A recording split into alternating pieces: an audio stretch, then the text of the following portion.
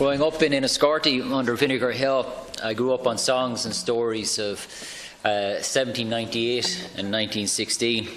And indeed, the tricolour first flew in Enniscorthy on the 7th of March in 1848, and the same day as Thomas Francis Meagher flew it in Waterford City. And there's a plaque at the cathedral erected in 1968 to mark that event. So there's a lot of history and heritage in my own hometown of Enniscorthy.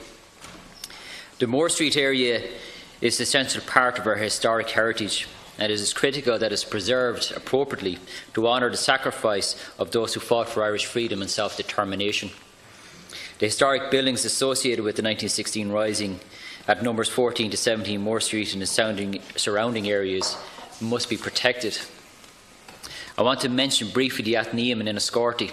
For Enniscorthy, the Athenaeum is our GPO and our Moore Street combined. The Athenaeum was built as a town hall theatre in 1892, and of course is a proud tradition of theatre in my hometown.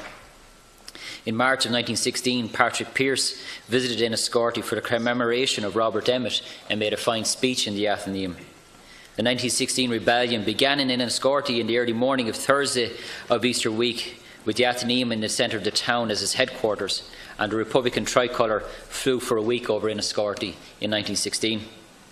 My great-grandfather Andy Putty Doyle and the grandfather Fianna Fáil councillor Keith Doyle, also called Andy Doyle, marched together that day from the Shannon side of the town down to Enniscorthy town centre.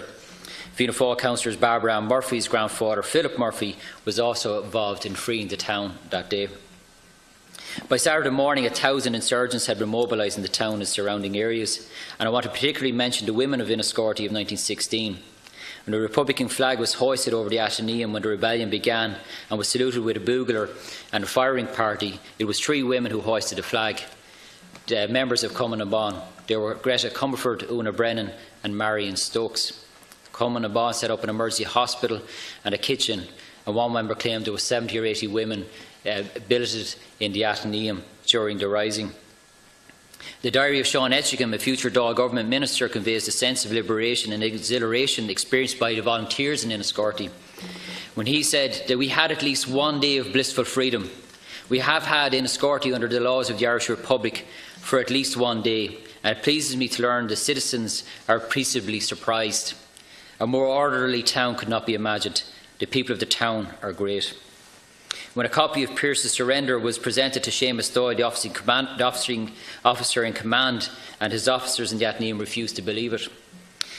Both he and Sean Etchingham applied to the British officer commanding Colonel French for permission to actually travel to Dublin to see Padraig Pearse for confirmation.